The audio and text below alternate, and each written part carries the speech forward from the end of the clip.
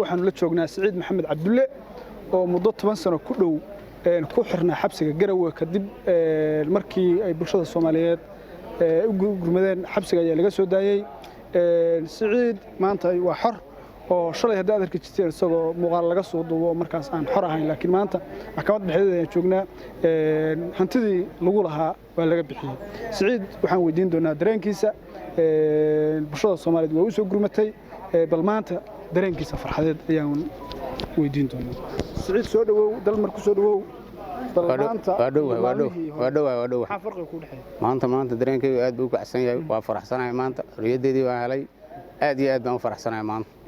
in maanta waxaan bulshadiisa ka mid oo ku dhex jira waxaan ka mid ahay awal laakiin nin maxbuus ahaa meel baan ku xirnaa inkastoo aan dhib iyo wax kale aan qabin maanta aad iyo aad baan dareenkaygu u kacsan yahay waa faraxsanahay dee عيد وناسن بان ليا مد Soomaaliyeed maanta waxaan leeyahay bulshada leeyahay maanta aad iyo aad baan faraxsan imisa xirnay waxaan xirnaa muddo aad 10 sano ma xirnaa baan xabsiga ku xirnaa Garowe marka adigu waa aad iyo aad baan soo fiicnaa xabsiga waxa weeye xabsigii waa wax dhiyo kuma qabin aad iyo aad baa liisoo dhaweyn jiray waxyaalo badan oo aan ka bartay waa jiraan sida korontada kale alxamka kale bulkeetiga kale waa ka bartay farsamo kale oo gacantaana waa ka bartay yar waan ku shaqaysanayaa hadda marka xorriyadeeda ahay waan ku shaqaysanayaa waan ku camal falayaa hadii ilaahay ka waran reerkaagii iyo xiriir noocay ku soo reerkaygii awal waa ila soo xiriiri jireen hadda maanta haddaan u soo baxaan anaa wacagahay ugu tagayo waa la ciiday hadii ilaahay rugta ku joogtay afar ciyaal ay joogay hooyado marka waa aad iyo aad u fiican wax dhima ma qabo meedan kula soo xiriirtaa hooyada waa ila soo xiriiri jirtay marmarna way imaan jireen marmarna aan joogay iska joog macna waa imaan xagee marka waxa weeye hadda ma jirta meel aad ugu hagaagaysid oo ay joogaan hadda gaalkacay joogo magaalada gaalkacay degan marka fiican war sida bulshada Soomaaliyeed ay kugu soo gurmadeen wallaahtaas bulshada Soomaaliyeed si fiican bay ugu soo gurmadeen waxayna iga qabteen waa ay hiliyeen xabsiga iga sii daayeen si aad iyo aad ay soo dhaweeyeen bulshada Soomaaliyeed oo dhan meel kasta ay joogto way soo dhaweeyeen lacagtii ilaahay ay iga bixiyeen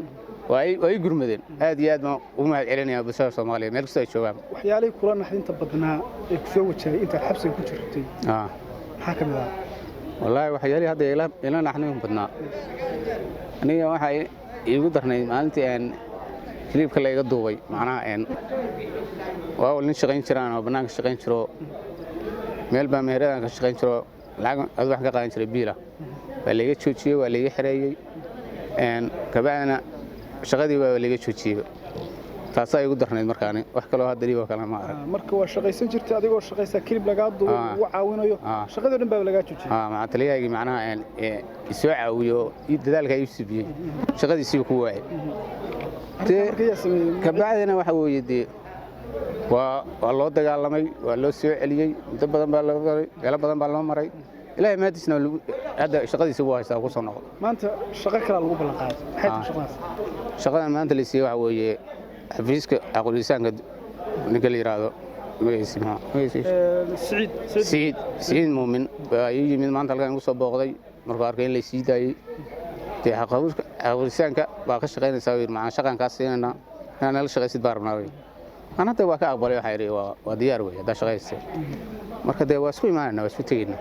واسوي رسائل أنت تشارك كوتشرتي روح على شيء هو يدمت الله محرسته هو يا كوشة جمر هو يواد دمت الله محرسته والله إيش شيء قبله ولا لا يسوى إيش شيء أنا هو يدمت مركز والله إيش شيء أنت حمس كوتشرينا هو يدمت عاوية دل يدبت قيب بوس كوريج شيء تتكاس حلو وذاك سنة dadka maanta waxa la waraagaya farxadeed maanta oo aad iyo aad bay u kacsan tahay aad iyo aad baan u fiicnaa maanta maadaama xorriyadeeda helay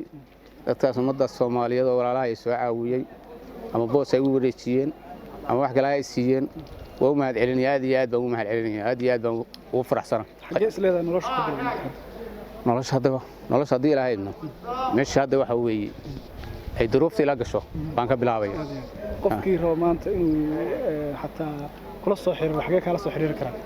qofkii la soo xiriir maanta lambarkaygu la soo xiriiri karo lambarkaygu lambar waa isticmaalaysid isticmaala waa furashan 16 24 91 lambarkaas kala soo xiriir lambarkaas la soo xiriiri karo lambarkaas inta ugu dambeysay maxaad diraysaa fariinta ugu dambeysay ummadda Soomaaliyeed dhammaan meel kasta ay joogaan waa salaamaya hambaliyaan leeyahay hambaliyo iyad wanaagsan soo wanaagsan waan leeyahay